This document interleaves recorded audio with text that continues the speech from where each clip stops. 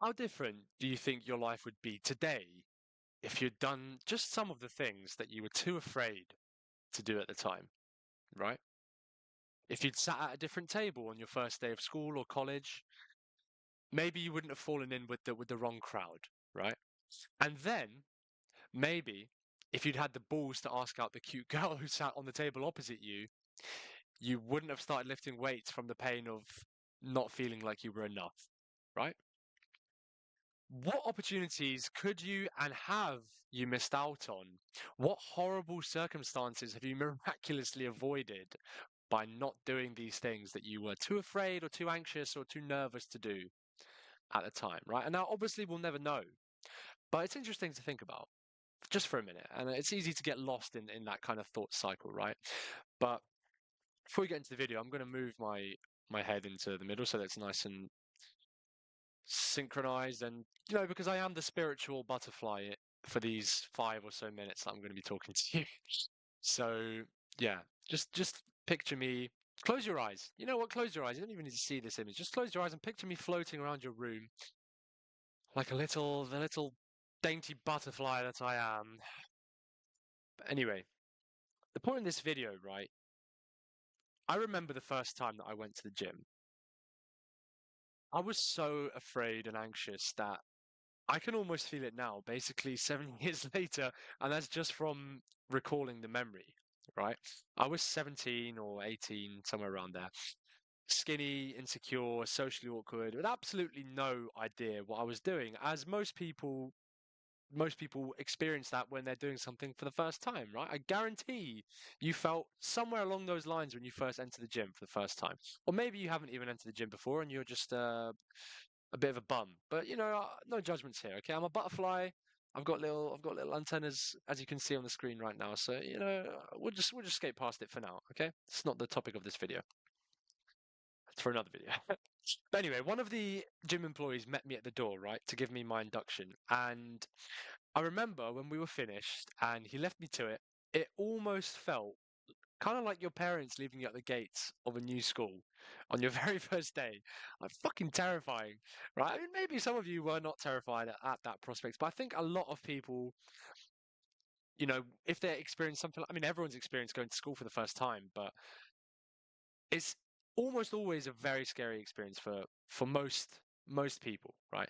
And it had taken me weeks just to even muster up the courage to even buy the gym membership in the first place, right? And after that first visit, where pretty much all I did was two random machines for 10 minutes. I think it was some pec flies, which I must have done with absolutely horrific form.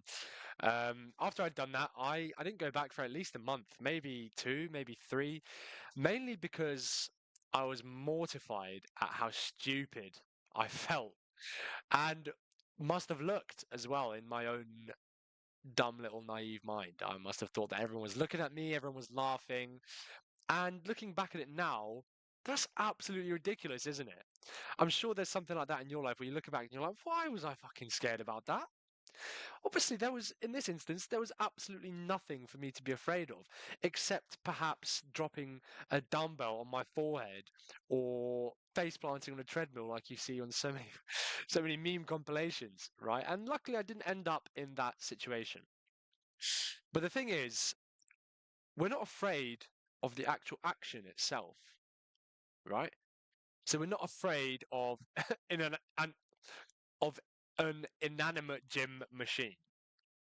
We're not afraid of physically using our words to communicate with someone who happens to be from the opposite sex in the context of the examples that I've given already, right? We're afraid of the potential negative outcome, aren't we? We're afraid of everyone gathering on the gym floor to laugh at us behind our back while we're trying to do our reps, right? We're afraid of the cute girl turning around and going, ew, no, you're ugly. When you ask her what her name is, right? Or when you ask her what time she's knocking off of work at the coffee shop or something like that. I don't know, right? And it's a natural reaction, just like I spoke about in my last video about the vices and the addiction. If you haven't seen it, go watch it. But it's a natural reaction because back in the old day, the good old days, bloody good old days of hunting with spears and shit like that, you'd use the same. thought process to decide whether or not you should eat those mysterious berries that you see on a bush that you walked past, or whether you should go and punch a tiger in the face and see if you can eat him or her. We don't discriminate here. All right, this is a non-discriminatory channel. But yeah, go and see if you can punch him in the face and eat him for dinner. Eat him or her for dinner, right? But if you think about it, and I know when I think about it, I can think of a lot of examples. How many times have you done something, or maybe you were forced into doing it by your parents or something like that, where afterwards you've turned around and you've gone, oh, do you know what? That actually wasn't so bad.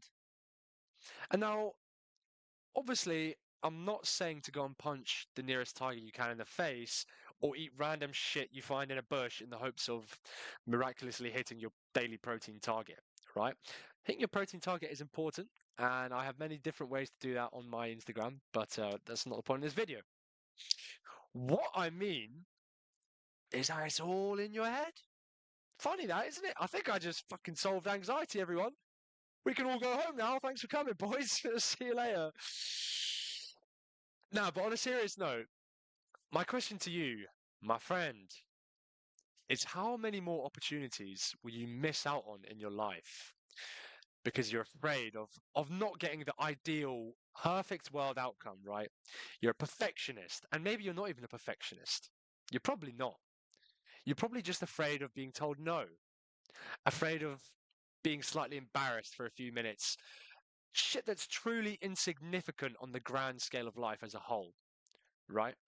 And I've been facing, I mean, a good example, right? I've been facing a very particular fear for every single day since I started working in sales about 6 months ago. And that fear is cold calling, right?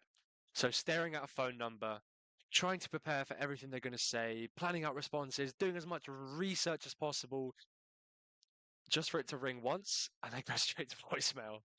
And then all that fucking 5, 10 minutes, 15, 30 minutes, an hour, 2 hours. Obviously, if my boss is watching, I've never spent an hour, 2 hours, or maybe not even 10 minutes deliberating when to call someone. But so much fucking time is wasted worrying about what might happen. What might happen. It's not even a certainty. It could go extremely well. You could get the exact outcome that you wanted, but there is also the chance that it won't. And depending on what it is, there's quite a good chance that it won't, because most things that you actually want and that you might desire and that might appeal to you are most probably difficult to get, right? They're not fucking easy, which is exactly why there's a good chance that you might fail the first time. I don't think Steve Jobs fucking turned around in his garage and played around with some fucking. I don't know how iPhones are made back in the day, but do you reckon that he turned around, bashed out his first prototype, and was like, yeah, that's a fucking masterpiece, mate. That's gonna sell for the rest of the fucking lifetime of everyone. No. No, he didn't worry about people saying, no, I hate it. No, it's clunky. No, it's never going to replace fucking fax. It's never going to replace any of that stuff. No, he just kept doing it, right? Because he stopped worrying about what might happen and he took into control what he could take into control, and that was his personal action. And that was quite literally his action. His personal action was his action, right? That was kind of an irrelevant loop of words that I just went over. But so what if the worst does happen, right? If we're still talking punching tigers in the face, yes, you'll die a horrible death, but at least it would be a cool one, right?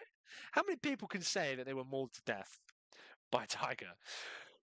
Well, obviously none because they're all dead, but you get my point, right?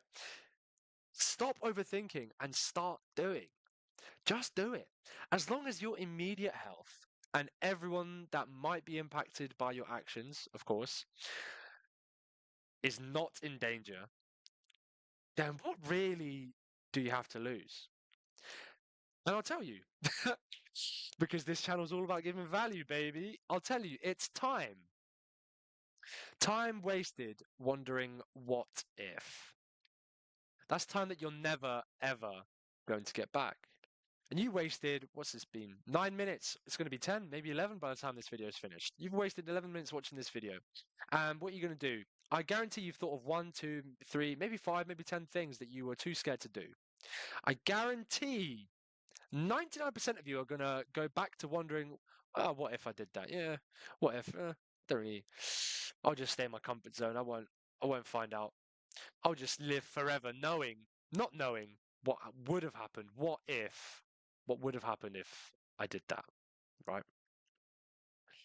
Take some fucking action. Start today. Start going to the gym.